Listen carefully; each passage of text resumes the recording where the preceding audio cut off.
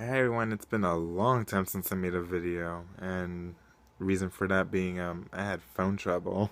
Like my phone um I had to go through a few phones because my first one I dropped it, it had broke, then I got it replaced and the second one started acting weird. And then the third one, the software update for it somehow messed it up, so I had to get that replaced, and then the fourth one I dropped it again. So it's been crazy with phones. So this is phone number 5 that I've had this year. But anyway, I wanted to talk about Sailor Moon Crystal. Episode 4. This is, basically my review or thoughts of, the series so far. And I gotta say that, it's pretty much been turning out just like the manga. I watched all the episodes, so I'm all caught up, but I'm just doing a one by one video, so I'll talk about the other episodes in their respective videos. But this one, some people saw it as a filler, some people saw it as anything but what it was, which was it was a break from character introductions. It went into more or less the story, like what's going on. Finally, like we got to hear about the Silver Crystal and the fact that that's one of the main missions is to find that item, as well as finally get a formal introduction to the 4 generals, the Shitenno as they're called. Zoisite, Kunzite, Nephrite, and Jadeite. And then we gotta see a few new things like Sailor Moon. Her tiara was burnt in the last episode, and we gotta see her Twilight Flash attack. It didn't have the name, but it did show up.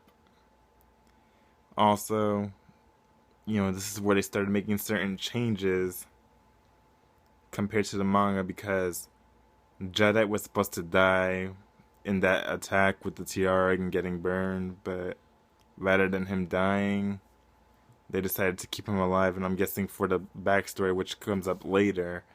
But I'll talk about that in a later video, which I'll probably make right after this one.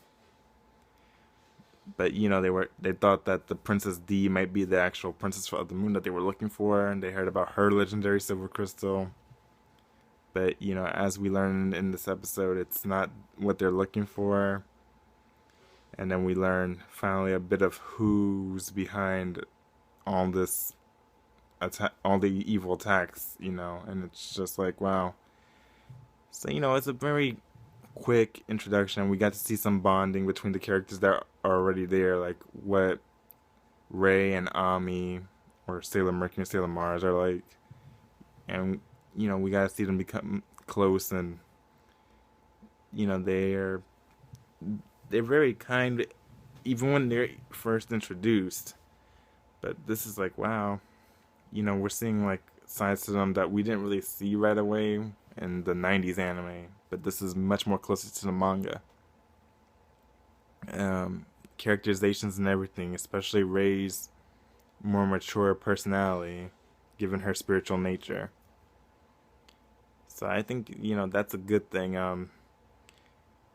But each character introduction, I can tell you, they use it to kind of show you what the character is like before they become their Sailor Guardian forms. Before their powers awaken,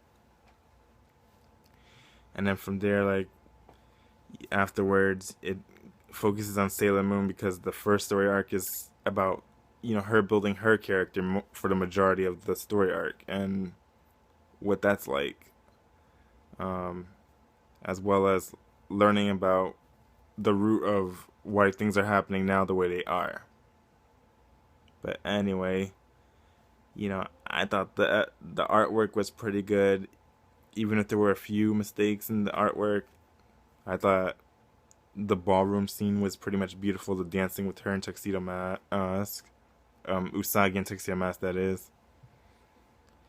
And they gave left that bit of mystery, like, okay, like this feels familiar, but I don't know why. And little things like that. Um, but I overall enjoyed the episode. I thought it was a bit comical. It was like they took a break from characterizing Usagi and let her dream a bit, and then whatever is gonna happen later on happens. Um, but overall, we got to hear a bit about the story. We got a bit more focus on the fact that Luna's investigating things, and they still don't know pretty much too much about what's going on. And that was enough to keep me interested, because you're not supposed to find out everything right away. So it's like, okay, it makes sense that they don't know anything. It shows that they're looking for answers, and that's important. But overall, I thought it was funny, it was a bit comical, and it was a very informative episode. Anyway, I think I gotta give it maybe an 8 out of 10, because it wasn't perfect, but it was definitely great. The animation was at times a bit messy in certain parts, but from where it was beautiful where it needed to be.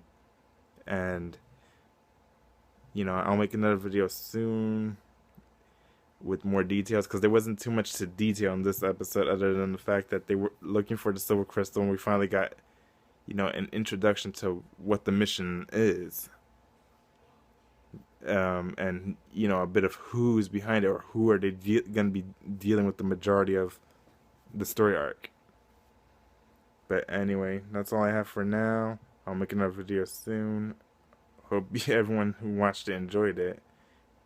And, have a good night or a good day, y'all. Bye.